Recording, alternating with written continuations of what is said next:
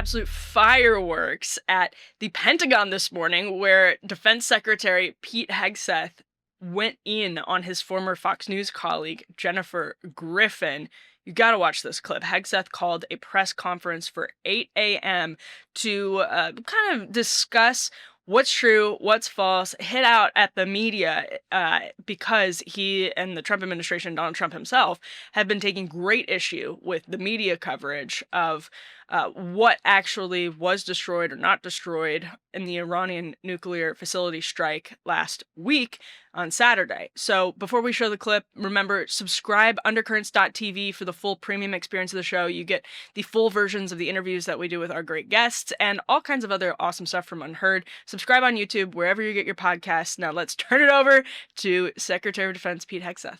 Do you have certainty that all the highly enriched uranium was inside the Fordo Mountain, or some of it, because there were satellite photos that showed more than a dozen trucks there 2 days in advance? Are you certain none of that highly enriched uranium was moved? Of course, we're watching every single aspect, but Jennifer, you've been about the worst, the one who misrepresents the most intentionally. What the president says. I'm familiar. I report about the ventilation shafts on Saturday night, and in fact, I was the first to describe the B-2 bombers, the refueling, the entire mission with great accuracy. So I take issue with that. I appreciate you acknowledging that this was the first the most successful mission based on operational security that this department has done since you've been here, and I appreciate that. So we're looking at all aspects of intelligence and making sure we have a sense of what was where. Okay. All right. Well, I'm going to read from a CBS News report about what happened. General Dan Kane, they said, the chairman of the Joint Chiefs of Staff on Thursday, released video of the tests of the type of quote-unquote bunker buster bombs that were dropped on Iranian nuclear facilities over the weekend as he and Defense Secretary Pete Hegseth sought to illustrate the severity of the strikes amid the leak of an initial intelligence report.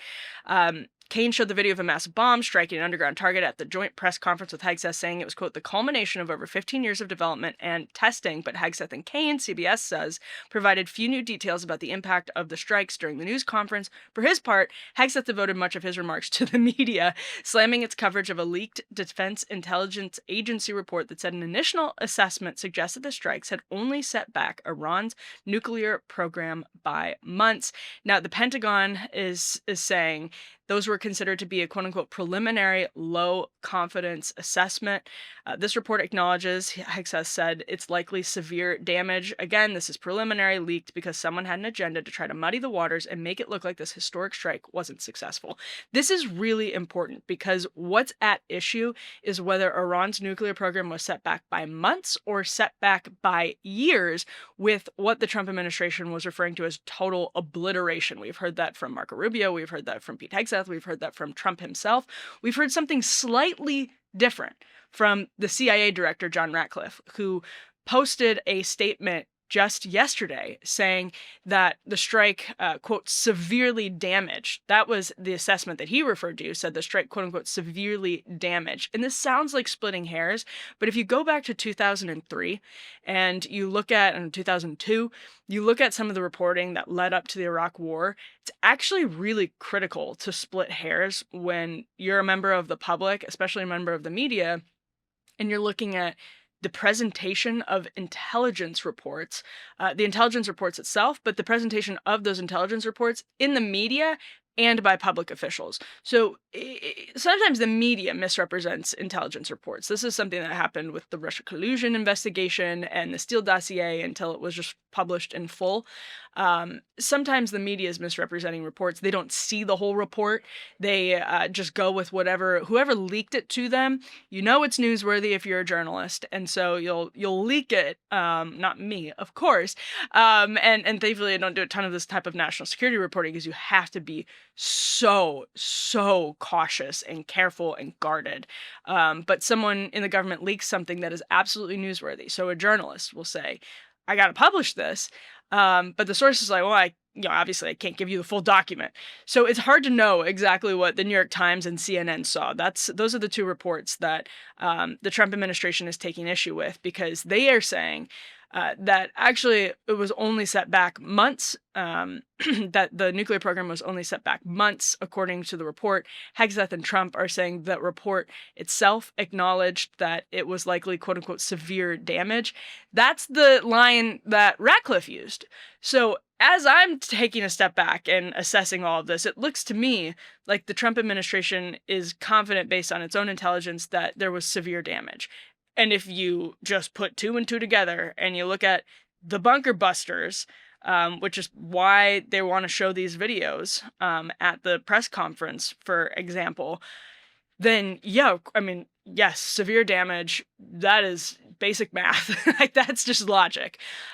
Jennifer Griffin was asking about the Pentagon's certainty that the highly enriched uranium was actually in the mountain, in Fordo, when the strike happened.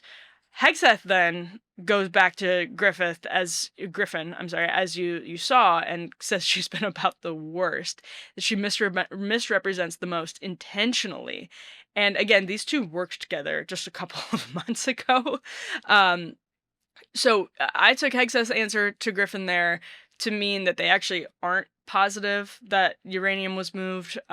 It does look likely that some uranium was moved before. Highly enriched uranium may have been moved. That could have also been a decoy. It's just so hard to know. Griffin's question is fair. I think also criticisms of Griffin in the past are fair. A lot of people on the right have been frustrated with Jennifer Griffin for a really long time. And it seems like Hegseth himself was likely very frustrated with Jennifer Griffin when he worked with her, because this doesn't just come out of absolutely nowhere.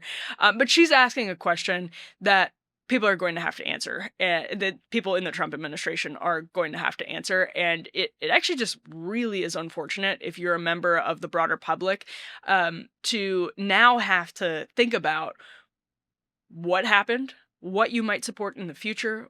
Because think about this. I mean, if you don't know whether or not Iran still has highly enriched uranium, and you are relying on reporting that, for good reason, you have a hard time trusting, and then public officials' presentation of that reporting, which for a good reason you aren't necessarily skeptical of. We should be skeptical of the media, and we should be skeptical of our public officials, no matter what.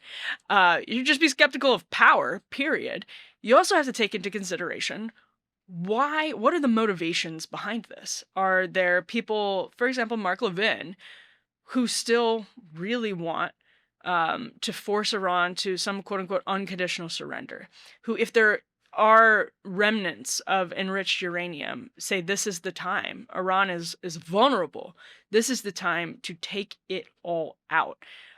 Is that the position of the Israeli government, people in the Israeli government who want the United States to have more reason to escalate right now, when they see Iran as very vulnerable but still not totally defeated on the nuclear front?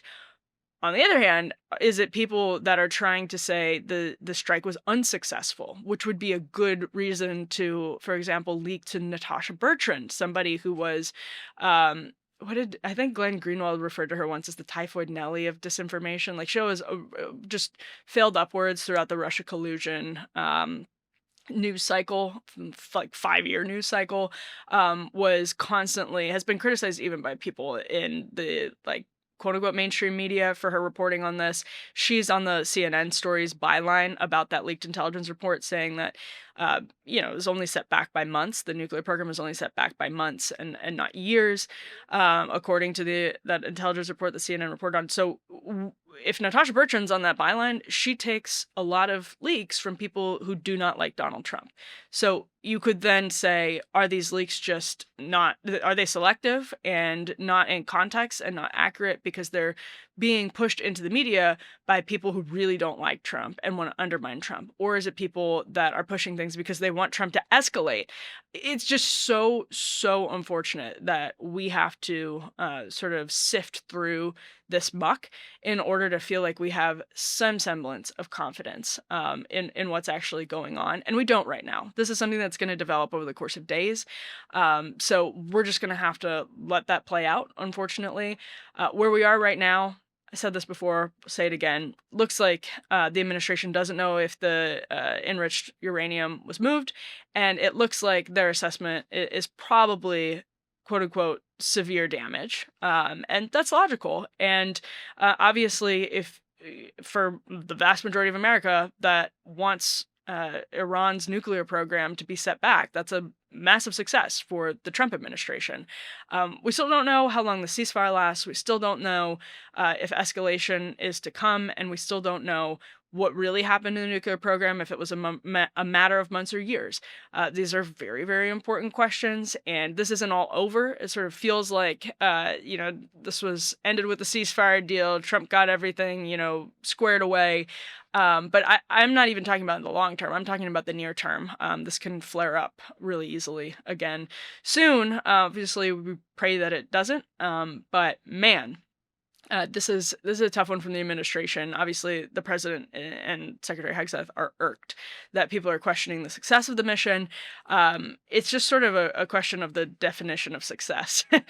And severe damage, if that's the definition of success, maybe they're describing severe damage as quote unquote total obliteration. It's a subjective term, right? Like it implies total obliteration, implies they have no more nuclear capability, but you can see where that also is like severe damage, total obliteration. You can see how that would be something they would sort of feel comfortable using as a sales point for the success of the mission. So I think the likeliest case is that the intelligence is severe damage. I don't know how high quality that intelligence is. I think I'm inclined to believe Hegseth and the Trump administration that it's preliminary right now.